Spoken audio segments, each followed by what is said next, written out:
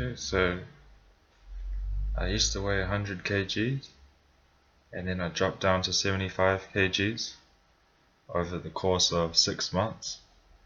And then from there, it was kind of, I bumped up back up to 80, and then I was like changing from 80 to 83, and then 80 up to 87, and now I'm at 85.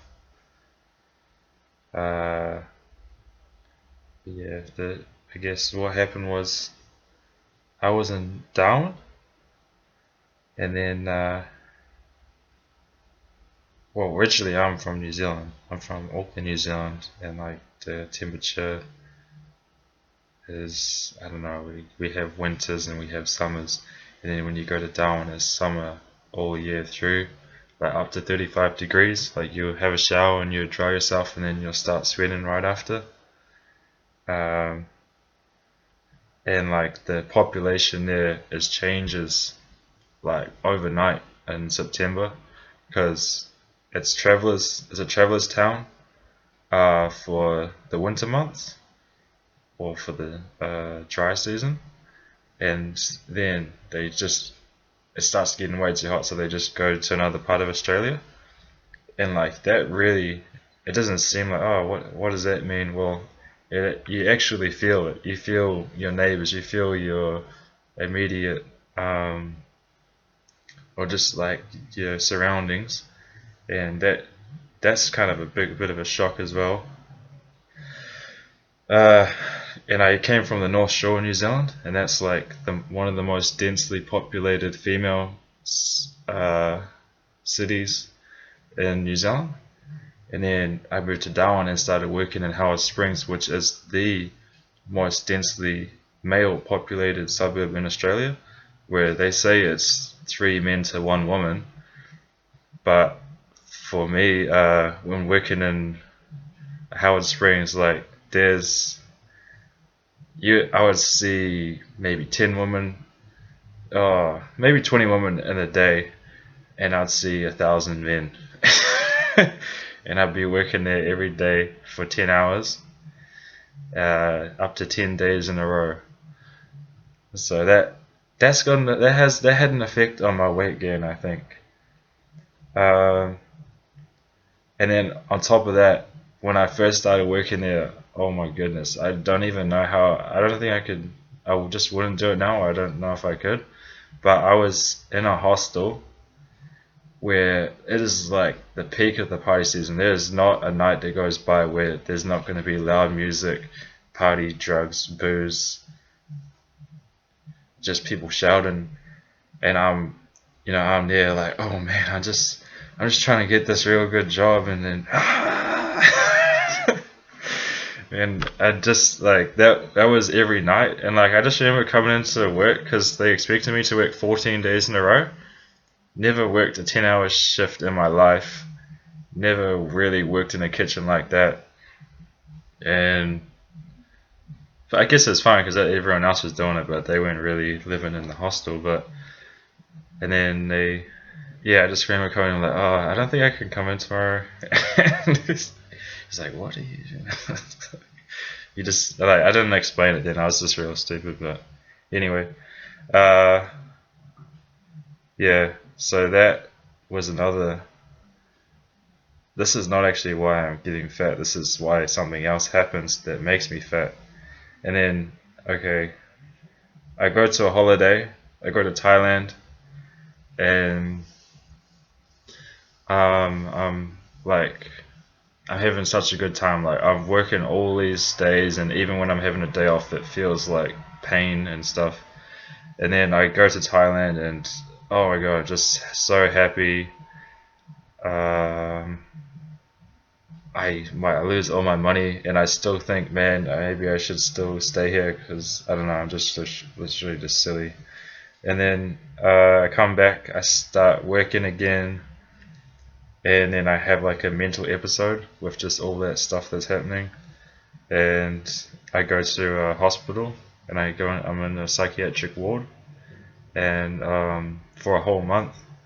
Which actually I thought was fine because they feed you, they house you, you don't have to do much, you just watch TV and no one's like really that violent. So, and then, but at the end of that, they gave me an injection which stayed in my body for like more than a month. They give me a huge injection, so it's like your levels are here, and then after a month they're halfway, and then they give you another injection to keep you up. So it must stay in your body for like 2 months. But yeah, like a month after that, um, I started like I weighed 90 kgs for the first time in my life, and I just remember like getting outside and getting into the bathroom and looking at myself in the mirror, and I just like couldn't recognize myself. I just was like, oh my god, like my midsection was like protruding my pants and stuff, and yeah, that was, I don't know, that was kind of weird, a weird time.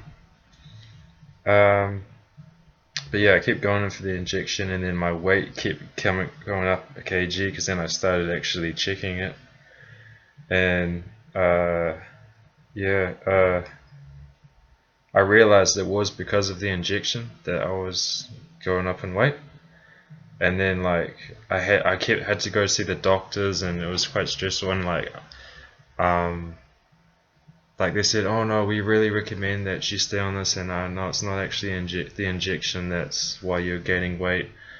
And I'm just like, oh my goodness. Like I'm just like, I'm prepared.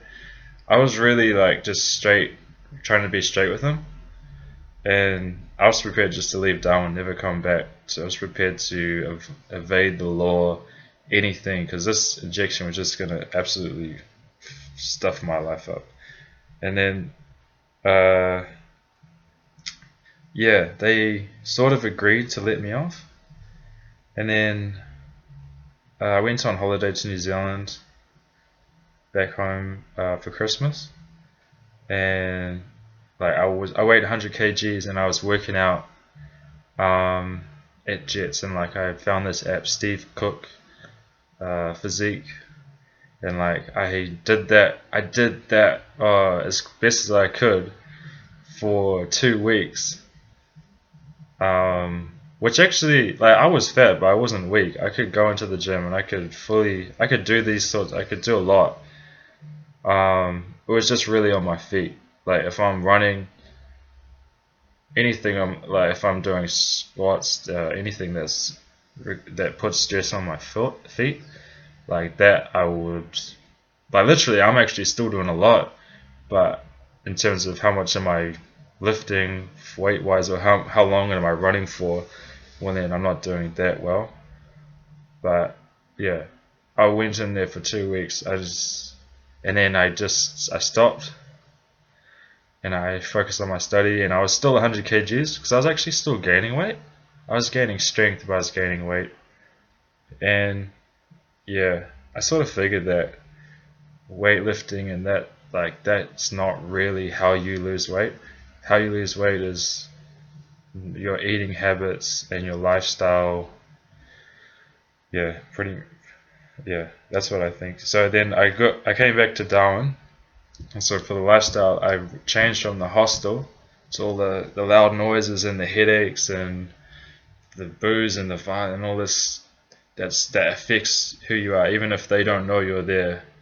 Like, you can feel it through the walls, even if they're not even saying a thing. Like, them being all alcoholed up, that comes onto you. And then I moved to Coconut Grove, um, in Darwin. Uh, yeah, which was like super stroke of luck. Like, literally, yeah. Well, pretty much every flat I moved into has been some sort of luck.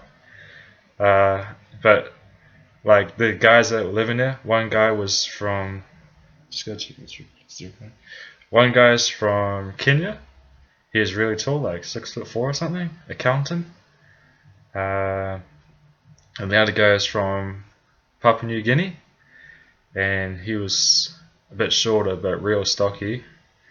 Like, I just asked him, "Do you play rugby?" And he was like, "Oh yeah, I played a bit." And then yeah, I can't remember when it happened, but he said like, "Oh, I used to study becoming a pilot, and I used to work like 2 jobs and only sleep like 3 hours a day, and he did that for like years. And then he's sending money back home to like his cousins and his whole family. And I'm there like I used to be complaining like, oh man, my life's so hard. Like you don't know, I'm working 10 hours in this place, and like this guy completely opened my eyes to like how much of I literally just call myself a brat, like complaining about this and that, and just look at how lazy I really am. And then like that was pretty good for motivating me to work harder and be more like realistic and more selfless as well. Because I was like when I was there, I did a TEFL course, which is teaching English as a foreign language, and uh, what was the other thing? Oh yeah, and then like I was used to play a lot of games and watch videos, and just yeah, it just made me be more like uh, focused. And they weren't like party people, you know. They're really trying to improve their lives and stuff, whether it's through their career or health or social, you know. And then, but yeah, when I was 100 kgs, I started having breathing problems. I couldn't tie my shoes properly. I couldn't be on my feet for my whole shift. That was probably the biggest thing. I didn't mind the breathing. I didn't mind the shoes, but if I'm, you know, I'm really just trying to make some decent money so I can do something. And if I'm there and like I've got to rush off to the bathroom, to the toilet, and just pretend that I need to, you know, relieve myself, just like I'm actually just relieving my feet, or just sitting on the bench, or you know, sneaking this. Oh, like people knew, even if they couldn't see me, like they're still sort of on the everyone's sort of on the same mind page, or it would show through in my expressions and stuff. But yeah, like that was one of another key motivation. But yeah, so money, choose.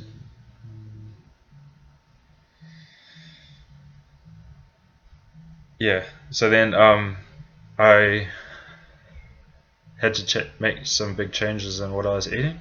So I used to drink Coke Zero because I thought it was zero sugar, and like I thought, oh, so I'm not gaining weight, and I might even be losing weight.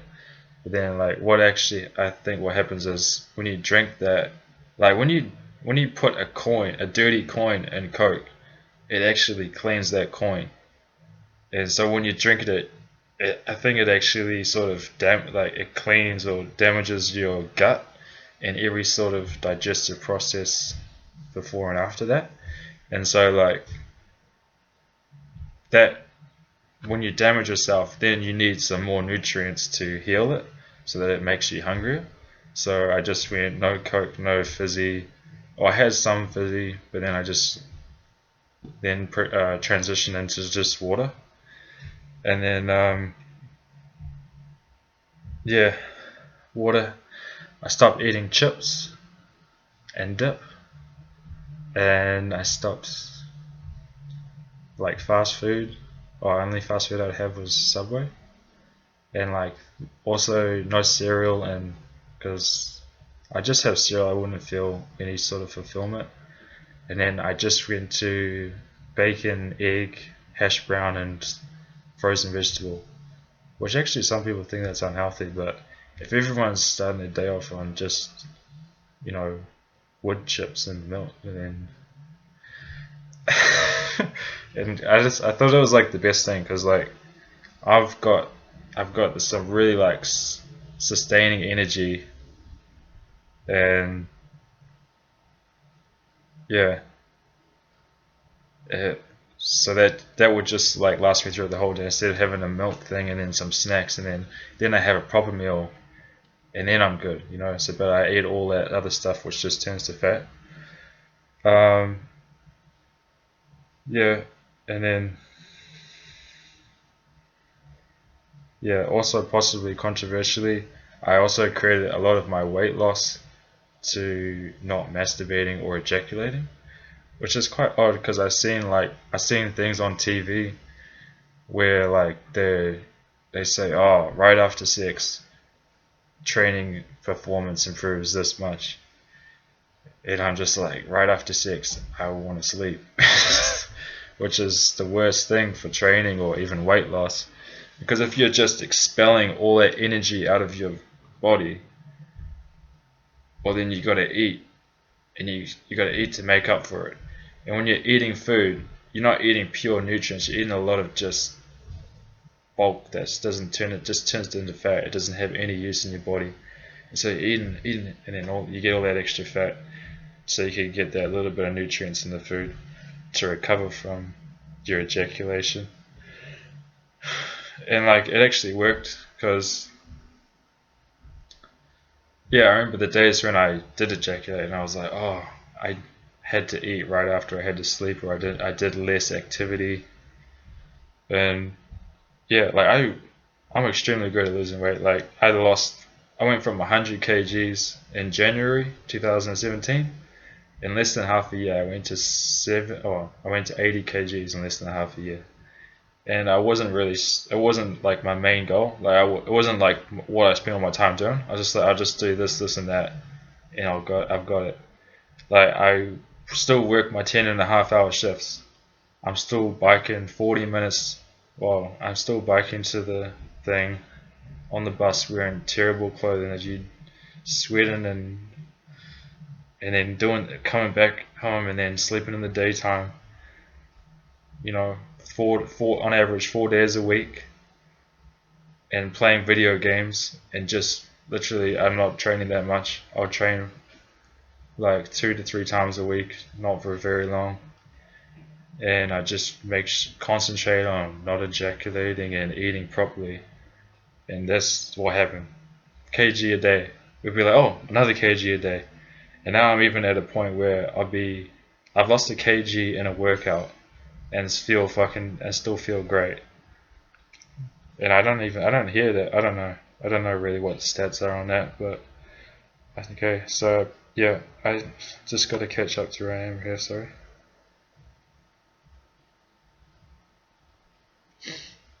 Yeah. So one of the most surprising hiccups was when I got to a good weight and I was happy. I was 80 kgs. I was like, sweet. And now I'm gonna really go hard on this, like gaining muscle and having a strong physique. And like I overestimated myself. I went for the whole pain, no gain, push it as hard, give it all you've got. And like I just completely overlooked like things like delayed onset muscle soreness. So it's like alcohol, when you drink, it's like, oh yeah, I feel great, and then it only hits you 2, 3, I don't know, 4 hours later.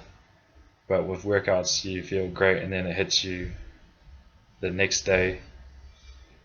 And like I pushed it to where I was feeling crap at the end of the workout, and so I was feeling super crap the next day. And even then I thought, oh no, well, pain's good, because they say, when we've got pain, then it means that I just didn't have a very good understanding of that I shouldn't be avoiding pain, because there's actually a lot of even like top bodybuilders say no pain, no gain. And yeah, that was one of my hiccups. Next hiccup would be um, that I got too low in weight. I was like 74 kgs, and then I don't know, just like my eating habits. I didn't. I thought that this body type was really good, like being able to see my abs, which I still think is good, but it's a hard balance. And I was not like, I have pictures of that, and it was just, it's not healthy. It's not attractive. Um, yeah, and like I didn't realize other things, like when you train too much, like you sort of have a painful aura about you. So like I'll just be sitting in a room, I won't be paying any attention to some guy that's sitting over there or whatever. But he's now in pain because he can now feel my pain, and like he'll react to that. He'll be like, he'll hit the table or something in my head or something, and I'll be like, oh, and I don't know why. I'm like, why did you do that? And then I'll be reacting up and stuff. And so like a lot of relationships went south because of that. We're just working out too hard. So uh, yeah, that's been something that's plagued me even till just recently. Like I don't know, like it was really bad. It was really bad because I just didn't know why. And then it's now, I think it's at a good level now. Uh, and then yeah, now I'm back up to 85 kgs. Then like I can still touch the rim on the basketball. I'm 5'11". Uh, yeah, and I'm happy. I'm happy-ish with where my body's at. Like I could lose maybe 2 to 3 kgs, but I don't know. I'm more. It's not. It's yeah. I guess that was it. I don't know. I feel it's a bit more lackluster than what I thought it was gonna be. Yeah. Oh, well.